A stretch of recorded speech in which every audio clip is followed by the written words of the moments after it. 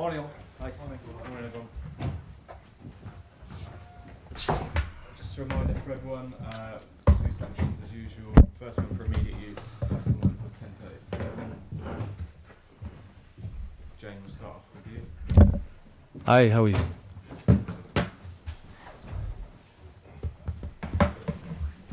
Good morning, Mark. Morning. Congratulations on signing Danny Ings. Thank you. Can you explain how it came about? Because it came a little bit out of the blue.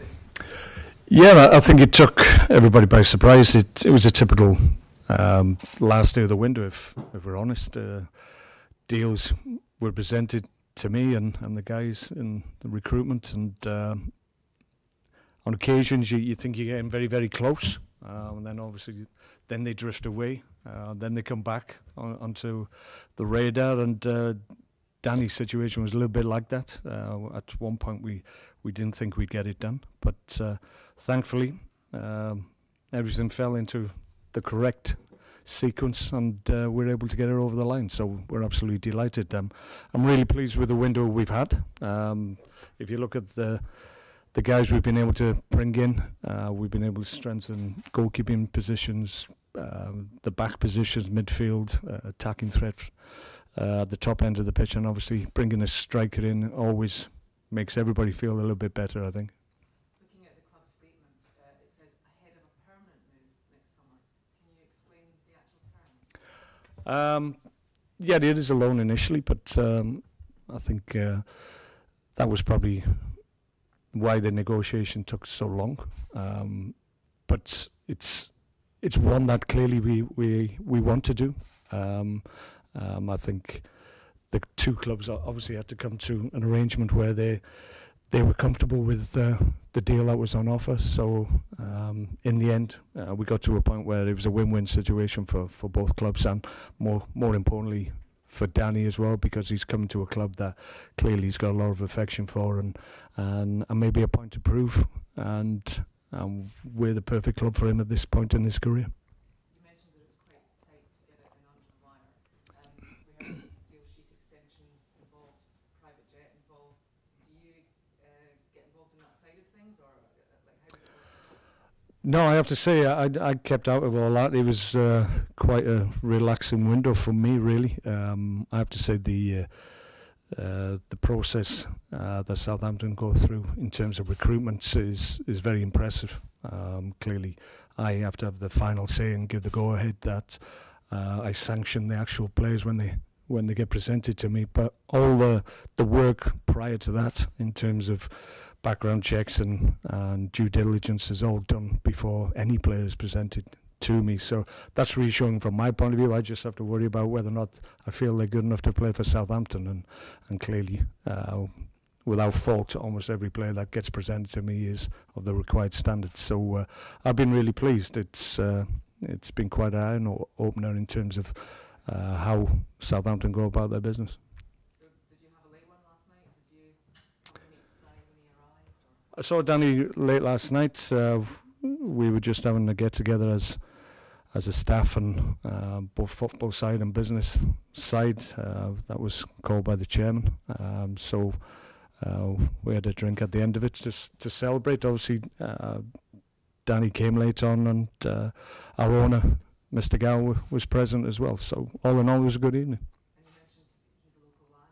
Does that bring an extra element, do you think? I think so. I think whenever you have a player that has a real feeling for the club that he's playing for, and a special connection and an empathy, I think that makes a difference. I think it helps him as a player. I don't think it brings undue pressure. I think you want to do well for your club that you feel is part of you, and I think fans react to that and respond to that as well. So I would imagine the first time Danny walks out in a Southampton kit, there's going to be a huge reception for him. So I'm sure he'll enjoy that, and then he'll just have to start playing well for them as well.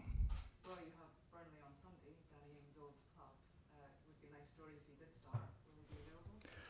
He's available. We'll see how he is next couple of days, but clearly there's enthusiasm from him. I'm sure that he'd want to be part of that, but he's fit and well. He's he's trained, he's had game time as well in pre-season. So if I make that decision, then he'd be ready to go. But we'll see how he goes these next 2 days. But obviously, clearly, he becomes an option for me.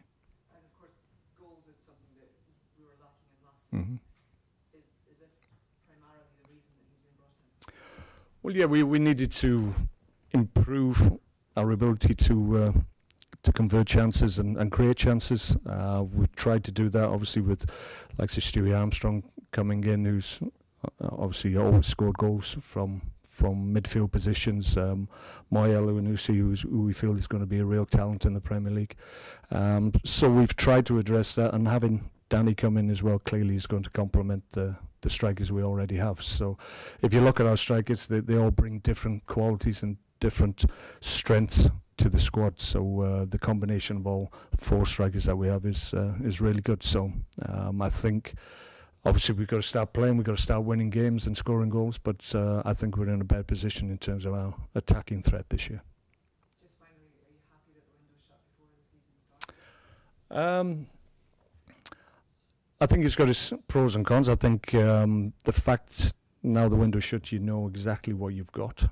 Clearly there might be,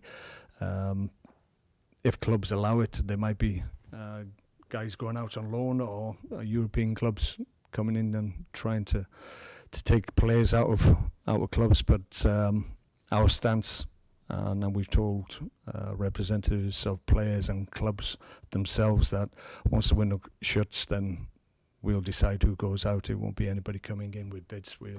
We'll say no to everybody. So it's whether or not everybody takes that stance or keeps their options open for more deals. But from a management point of view, knowing that you've got a group to work with on the first day of the season is a good thing, because I just think players, they've always done it, they always place a little bit too much significance on who plays in the first game of the season.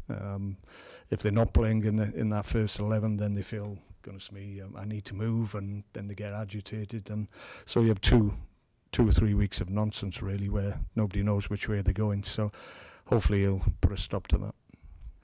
Okay.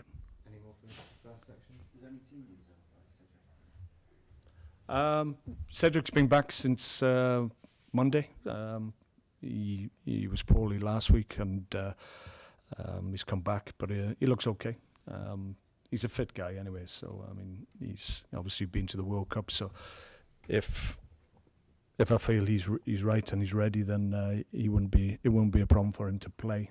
But we'll see how he goes. He's got another couple of days, and be important that he's honest with himself and honest with us in terms of how he feels. We'll have that conversation nearer the time, but as we stand now, he's certainly an option at the weekend. Everybody else is ready to go? Yeah, I've got a fully fit squad. 25 players ready to go, as it should be. Okay, we'll move on to the second section for 10:30 this evening.